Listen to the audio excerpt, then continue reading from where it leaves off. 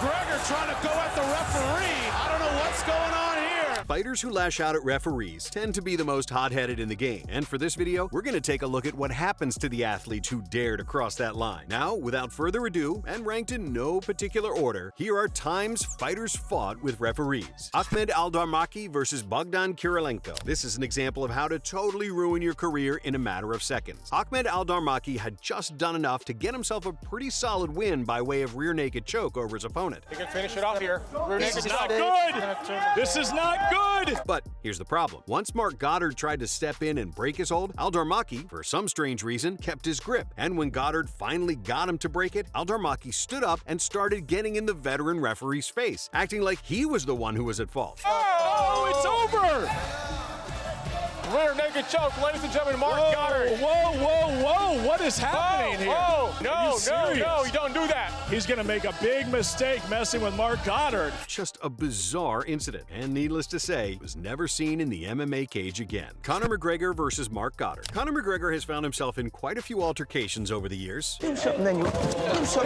Of course, one of the most infamous examples came back in 2017, when his teammate Charlie Ward managed to score a knockout win over John Redmond during a Bellator event in Dublin. McGregor, who was in attendance, then scaled the cage and proceeded to steal the spotlight, getting carried away while celebrating his teammate's win, which prompted the referee Mark Goddard to step in and get control of the situation. Of course, Conor McGregor was not going to let some referee tell him what to do. And look who's in to celebrate with him. The notorious one. Wow, Conor McGregor trying to go at the referee. And though he simply shoved Goddard, this was definitely a bad look, considering Conor's star power at the time. Matthias Frederick versus Ahmad Aswad. This one is a tricky situation. When the fight is clearly finished, the ref usually has the simple job of alerting the winning fighter of the bout's conclusion, and then they stop punching. But Matthias Frederick gave Leon Roberts no choice but to show off some of his Brazilian jiu-jitsu talents. Oh, he's out. He is out, Cole. That's it. He is out.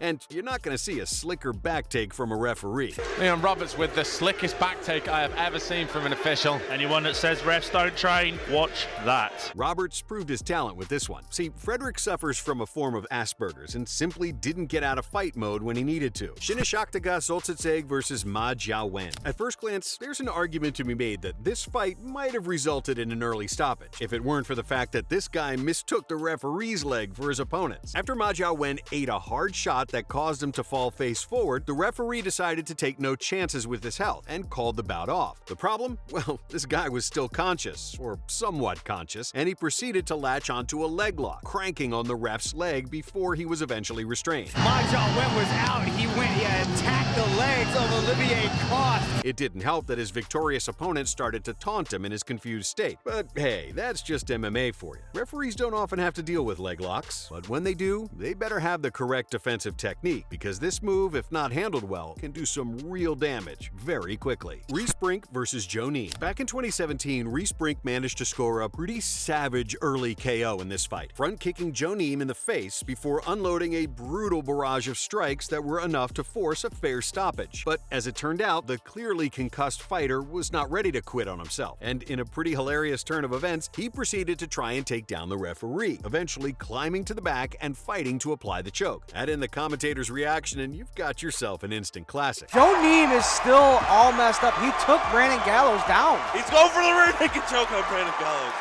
This is serious.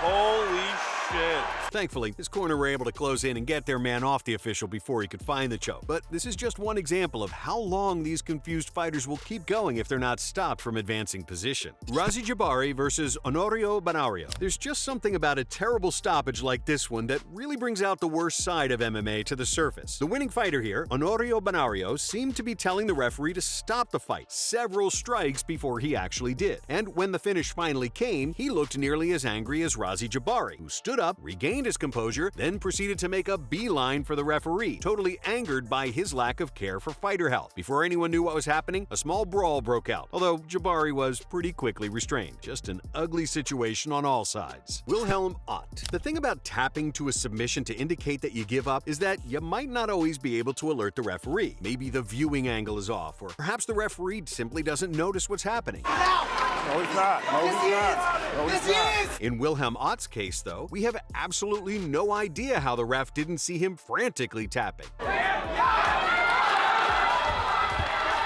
Firstly, you could see just how obviously he was trying to tap the canvas with the ref standing right there. And secondly, any referee worth his salt should have been able to spot a tight rear naked choke when they see one. Ott, to put it simply, was not happy, and he proceeded to attack the referee for putting his health in danger. An overreaction? Maybe, maybe not. But that was some terrible officiating, that's for sure. Frank Camacho. There are an increasing amount of former fighters making the transition over to the world of refereeing, and for our money, that's a good thing, because when you get a situation like this, having someone with actual cage experience can really make the difference. So, when the UFC veteran Frank Camacho was refereeing a low-level fight in Guam, and one of the fighters got nailed with an illegal kick, he stepped in and broke up the action immediately. The problem? Well, this dazed and confused fighter jumped to his feet and started swinging at the first thing he saw moving in front of him, which in this case was the referee. To his credit, Camacho's experience allowed him to handle this situation with a truly amazing level of composure, and eventually the situation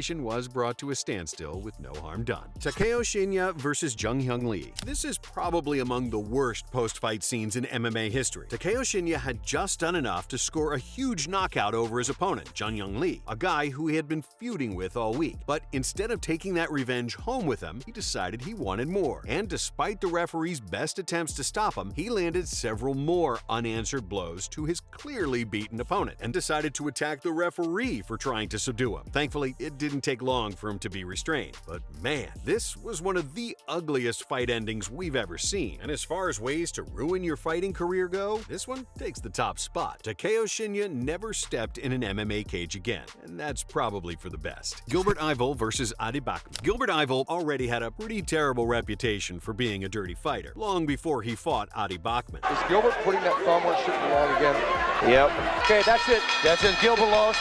Disqualification. But upon signing to take on this hometown fighter, Yvel started to notice that his opponent, the promoter, and seemingly the referee were all working together. And during the fight, the official breaking up his work in the clinch clearly started to bother Yvel. So what did he do? Well, he responded by KOing the referee where he stood, taking the DQ loss while handing out his own unique brand of justice. We're not saying we condone what Gilbert did. In fact, we're just bringing you his side of the story. But as far as ways to lose a fight go, a DQ by ref KO is a pretty wild one. As always, if you guys enjoy the video, please be sure to let us know by leaving a like and hitting that subscribe button so you don't miss a thing. Thanks so much for watching, and we'll see you in the next one.